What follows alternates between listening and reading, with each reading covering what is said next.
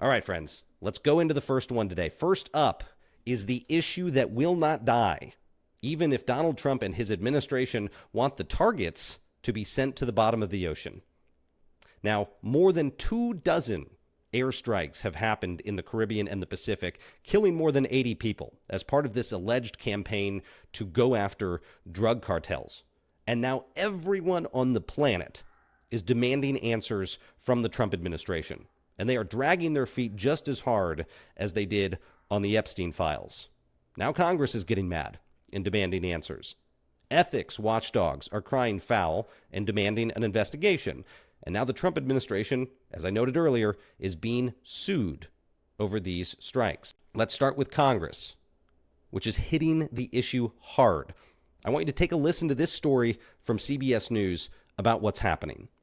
As Congress works to pass a bill authorizing more than $900 billion in defense spending, there is a provision inside the act targeted at getting video of U.S. boat strikes on alleged drug boats near Venezuela. The bottom line, until lawmakers get their hands on that video, part of Defense Secretary Pete Hegseth's travel budget will be withheld.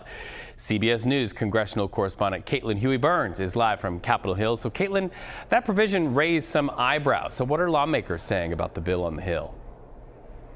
Well, Reed, here's the thing with a bill that's over nearly 900 pages long. Things are going to get tucked in, and this is one of them. This was something that was not necessarily expected, but has made it into a bipartisan version of this bill. This is nearly $1 trillion in Pentagon spending, and this bill is passed every year. It's one of the few bipartisan bills that Capitol Hill produces, and it usually flies through with bipartisan support. It essentially directs all of the Pentagon policy as well as what to do with the funding it is allocating towards the Pentagon. And tucked in there is a provision that says that they will withhold about a quarter of the Secretary's travel budget if he does not release the tapes of that Venezuela boat strike to members of Congress. I'm going to tell you that when I saw that story break, I said, finally, Congress is joining the Defiance.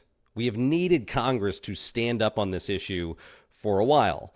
And I will say, if you want to join the Defiance as well, and join us in putting pressure on Congress over this issue, and helping to push back legally against the Trump administration on this issue, come be a part of the team. Come be a part of the Club for Courageous Americans. If you have not yet, check out defiance.org.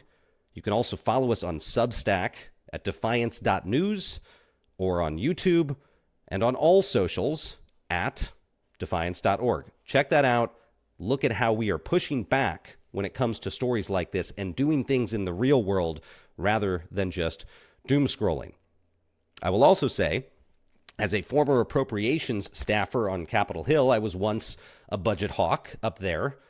It may not sound like this is a big deal, but it is. It's a big deal because Congress is basically going to hold on to Pete Hegseth's allowance until he coughs up the files. And that can have very real implications. And I would know because I've also been on the other side of this. I've been in an administration when Congress said, we're not going to give you your travel money unless you give us something we want. That means Pete Hegseth can't get on an airplane to go fly to Indonesia or a base in California. He'll have to go fly coach instead of on his military jet if he doesn't give them those files. At least they're going to take a big chunk out of that travel budget. It could be more serious, yes, but it's important to show that there's something bipartisan happening. Congress is now getting in the fight here. But it gets worse for the administration because a group of former government watchdogs are now calling for an investigation, not just into the controversial September 2nd strike, the one where survivors were killed while clinging to the hull of their ship, but into the entire program overall. Now, let me read you this bit from CBS News. A bipartisan group of former federal ethics officials is asking for an internal Justice Department investigation into the legal opinion justifying U.S. military strikes on suspected drug-running boats. The ex-officials sent a request Tuesday to the Justice Department's Office of Professional Responsibility calling for a, quote, immediate investigation into whether members of the Justice Department's Office of Legal Counsel violated their professional legal responsibilities in preparing legal guidance that justified the unilateral use of lethal force against civilian foreign nationals, including drug smugglers. Now, that group includes Norm Eisen, Richard Painter, and Virginia Cantor, who served as ethics counsels for Presidents George W. Bush, Barack Obama, and Bill Clinton, respectively. Now, I'm going to put a pin in that name, Norm Eisen. We're going to talk about that in a little bit because Defiance.org is collaborating with Norm and his group and their efforts as part of this probe and other potential probes. The group's request for a formal inquiry said, quote, "The result of the Justice Department's Office of Legal Counsel's opinion, free rein for the government to murder and assassinate foreign individuals, is shocking and certainly raises the most profound legal ethics concerns." Okay, a lot going on here, folks, but that is not all. Because now the Trump administration, as I alluded to earlier, is also getting sued over all of this. Here's the story. A coalition of advocacy groups filed a lawsuit Tuesday against the Trump administration seeking the immediate release of the memo that provides the legal justification for these strikes.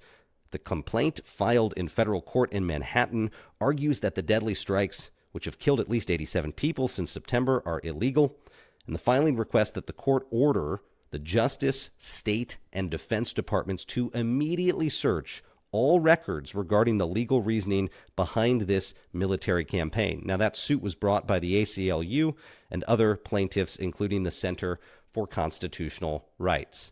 And of course, all of this, friends, comes as the man who was in charge, at least initially, of overseeing these strikes, just spoke to members of Congress on Capitol Hill. That's Admiral Alvin Halsey, who was the head of U.S. Southern Command, and actually still is for the next couple of days. He retires officially on Friday. And according to reports, he had pushed back hard on the administration over these strikes, which led to his resignation. And as the Associated Press reported, today Halsey briefed the chair and ranking member of the Senate Armed Services Committee in a classified video call. Lawmakers pressed him on those strikes, and we are likely to be starting to get the details of those conversations in the coming hours. Those meetings have ended, and we're going to keep on this and let you know, including during this program, if we see any breaking news on this front. So take that all together, and you will see, as I noted at the top, that the walls are closing in on the administration. People are demanding accountability from the Congress to watchdog groups and beyond.